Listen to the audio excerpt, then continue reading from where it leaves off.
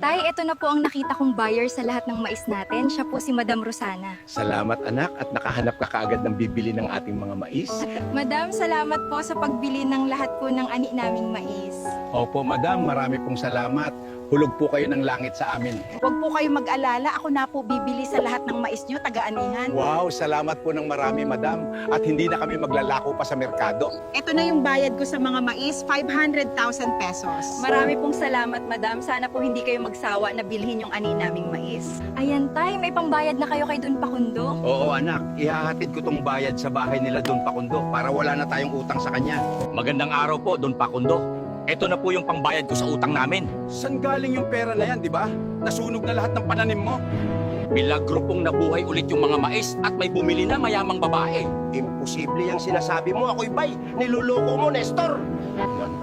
Maniwala kayo't sa hindi, Don Pakundo. Ito na po yung bayad ko sa utang namin. Magkano ba yung dala-dala mong pera sa suitcase? 500,000 po ito lahat ng nasa suitcase, Don Pakundo. Kulang yan ng 300,000 para sa tubo ng inutang mo sa akin. Bakit naman po ganun kalaki ng tubo ng utang namin na? Ganyan talaga. At pag hindi mo mabayaran sa susunod na buwan, tutubo ulit ito ng 200,000. Hindi naman makatarungan yung tubo mo, Don Pakundo. Wala kang magagawa kung ganun ang tubo ko, Nestor. Sige na, bodyguard. Paalisin mo na tong si Nestor sa pamamahay ko.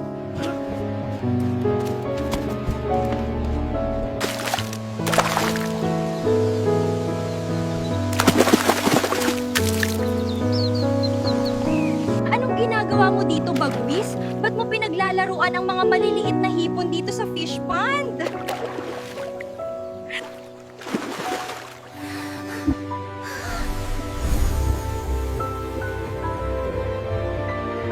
Wow, ba't biglang lumaki yung mga hipon? Akala ko yung mga pananim at halaman lang kaya mong palakihin, Bagwis. Tay, kumusta na yung lakad mo dun sa pagbayad mo kay Don Pakundo sa utang nga? Grabe, si Don Pakundo, anak, ang laki ng tubo. Umabot sa 300,000 ang kailangan ulit nating bayaran. Sumusubra na talaga yung si Don Pakundo. Talagang ginigipit tayo. Hindi ko na alam, anak, saan pa tayo kukuha ng pera? Kakabenta lang natin ng mga mais. Gusto mo tayo i-report natin yung si Don Pakundo sa mga pulis? Wag na, anak. Kasi sa tingin ko, hawak niya yung mga pulis dito sa atin. Huwag ka na mag-alala, Tay. May solusyon na ako para makakuha tayo ng 300,000. Paano anak? At ano naman ang gagawin mo? Kaya po ni Bagwis na palakihin yung mga hipon na malilit na nasa fish pond, Tay. Talaga ba anak? Grabe, nakakabilib talaga tong si Bagwis. Hulog ng langit siya sa atin. Kaya kaibigan, kung Bagwis, pwede mo bang palakihin yung mga hipon na nasa fish pond? Tingnan mo, Tay, ang lalaki na ng mga hipon na. Grabe, anak, ang lalaki nga agad ng mga hipon. Siguradong mabibigat ang timbang nito kada piraso. Pumunta ka sa lugar nila, Nestor, at magmanman ka kung anong ginagawa nila doon. Tumawag ka kaagad sa akin at ipaalam sa akin kung anong ginagawa nila. Akala mo, Nestor, makakawala ka sa akin? Hinding-hindi ako titigil hanggat hindi napapasakin yung lupain mo. Gagawa at gagawa ako ng paraan para maghirap ka at mapipilitan kang ibenta sa akin yung lupain na yan. Ipa-harvest na agad natin, Tay, para maibenta agad gawad.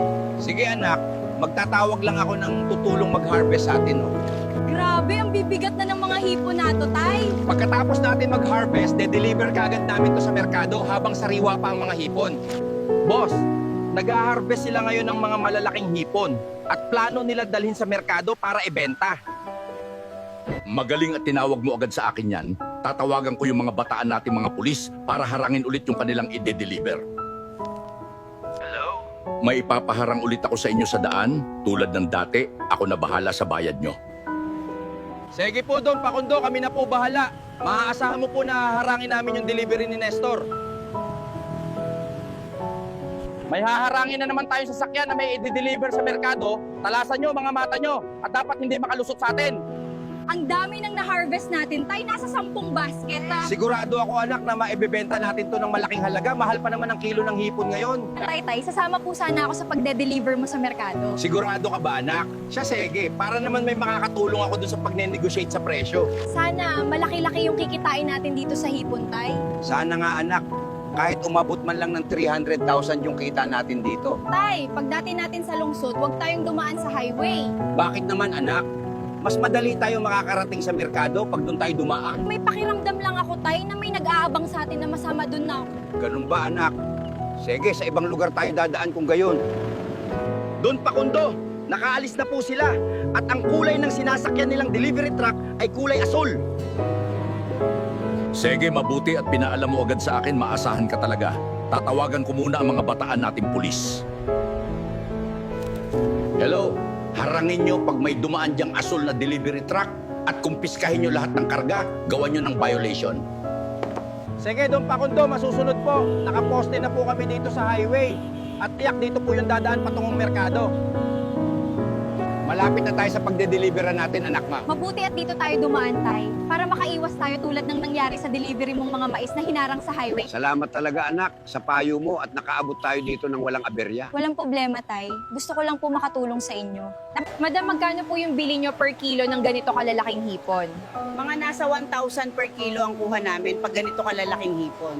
Mahal din pala bilihan ng ganitong hipon. Oo, dahil walang ibang nagha-harvest ng ganito ngayon, parang kayo lang ata nakapag-deliver ng ganito dito. Sige po ma'am, timbangin nyo na po lahat.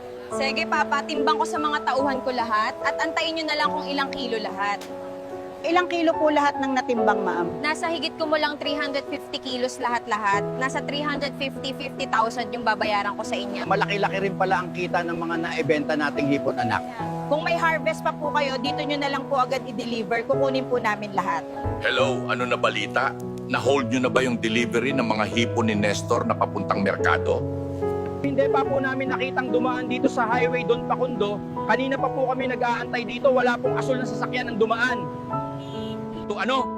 Akala ko na harang nyo na sa mga oras na to, wala naman kayong mga kwenta. Lumipat kayo, baka nasa ibang kanto dumaa. Pasensya na po, Don Pakundo.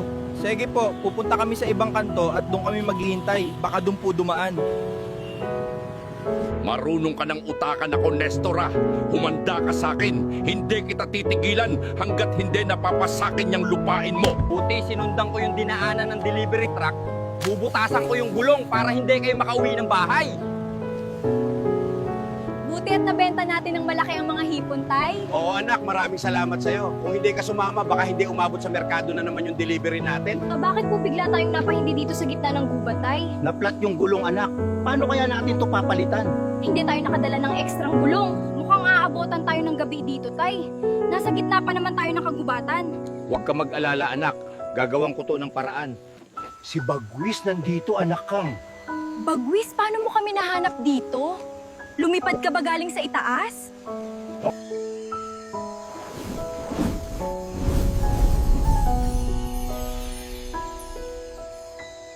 Anak, tingnan mo yung gulong biglang naayos.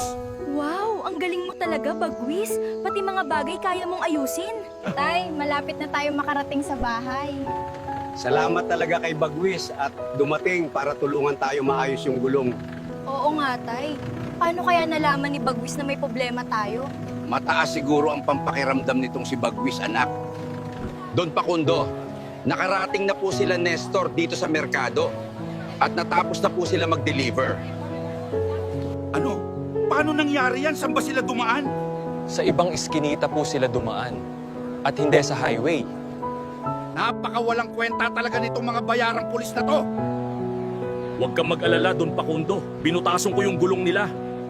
Sigurado akong hindi yun makakalayo at hehento yun sa mga kagubatan. Mabuti. At tatawagan ko yung mga pulis para puntahan sa gubat. Hello? Puntahan nyo sa may gubat dahil sabi ng bodyguard ko, binutasan niya yung gulong at baka sa may gubat naaberya yung delivery truck.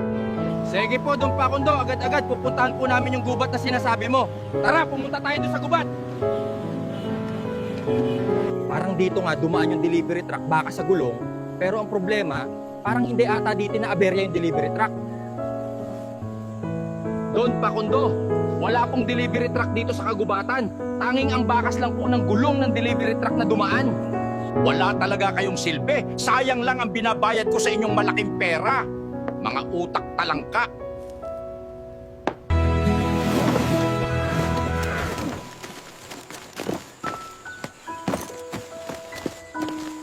Anak hahatid ko lang tong pera kina Don Pakundo.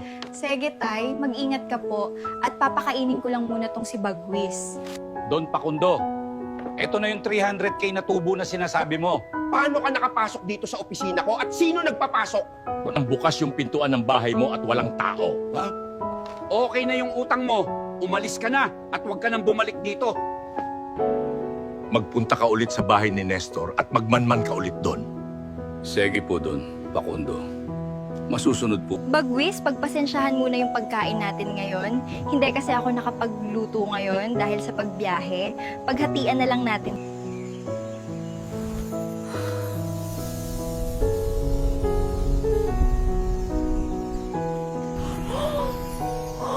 Wow, grabe naman, Bagwis. Pagkalaki-laki nitong mga tinapay at mangga.